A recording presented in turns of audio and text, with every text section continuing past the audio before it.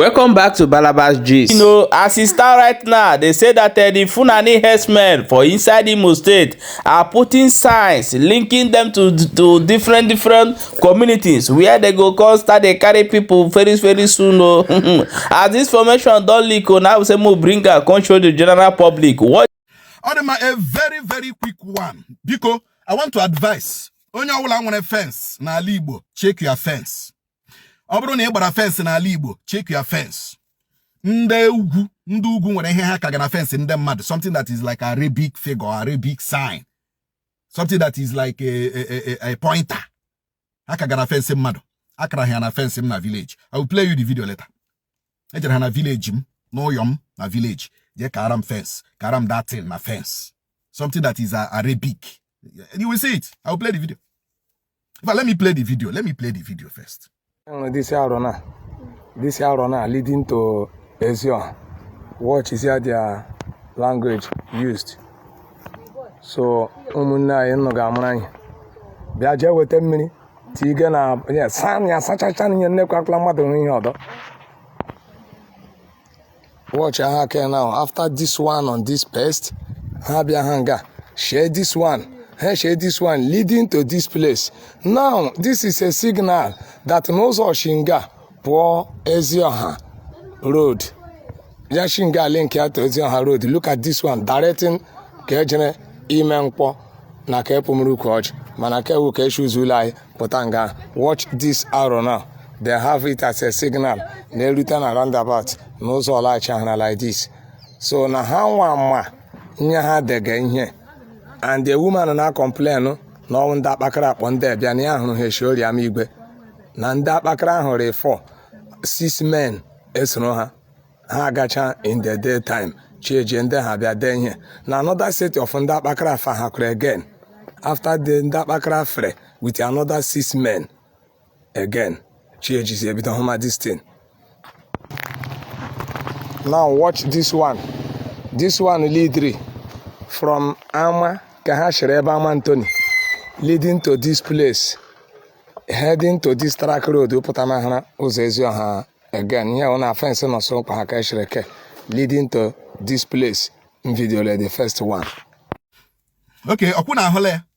No, so Pakuana Hasi, he is disuniting Nigeria. No, so Paku, what I'm shiri ha now, what I'm shiruni here now. Hagabia de Wako Tonde Sultan, de Wako Tonde man. This man is committing treason. This man is hating the North. Oh, we have Manebonye Bikon Awachi. Mune, I have said it, I will keep raising alarm. Anything that has to threaten the strength and the security of Ndibo, I will raise alarm. Achohamima, whoever is threatening us. Onyo soroge woro. Check your fence. Check your fence. Obru ni hunu odiri he akara odiri ha na fence ge. Mi hicha beye. Make a video for me. Make a video for me. Send it to my WhatsApp number 0813 305 0089. 0813 305 0089. Obru na akara odiri ha na fence yunu. On a village, on a town, na Igbo. Make a video, send it to my WhatsApp. One location, ebe hamere. We must protect our father's land. We will protect this land from any invader. I don't care what you will say after this video. I don't care. I don't care what you will say. Also, why did you write a petition again with the faceless individuals? Right. Obasa Adam. Mana. Ehona to raise alarm. To protect my people. To protect Alibo. Nonsonkwa. We keep doing it. So, because we know the case is so here. This thing which are pointers. Pointers. So to Eshaba. Oto hage ibe hage shaga. Root to hage she tigishi. Ebe hage men here. Na ebe hage men kozo. On here that thing no mean. I'm running my kwani here mean in Arabic ha biko gwanye na comment section adroka m na-arịọ onye ọbụla mụrụ anya these people are graduating anye kwugide okwu Fulani herdsmen they are graduating to another stratagem So everybody should be very alert, especially in the village.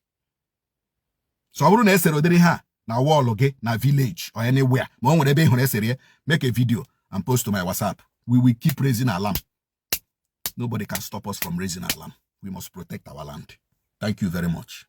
My wonderful people that don't see amo as it dey happen. In case of you see that sign for your wall, may you don't say that your house so they go pass there. Go carry people, may you dey very very careful. Everybody now for inside southeast need to moranya kazu. Man use Igbo talk this one oh. If you dey for inside southeast, may you try to moranya kazu and prepare yourself. Oh, don't allow somebody to come your house and buy you. And they will say, oh God, oh that God, oh no, don't be God. Before that person buy you, buy that person. No matter what thing they do for not. No, it no go happen for our own land. You can't come to my house and buy me and go free. So, Fulani herdsmen, as they prepare to come, carry on for mind, say Imo State go hot for now. I bet more to share this video. Don't forget to see the for Blabajis as they watch, make sure they share the video so that other people go to get the information. Information I be the key this last time. Oh, if you no share, that means say you know like your neighbor.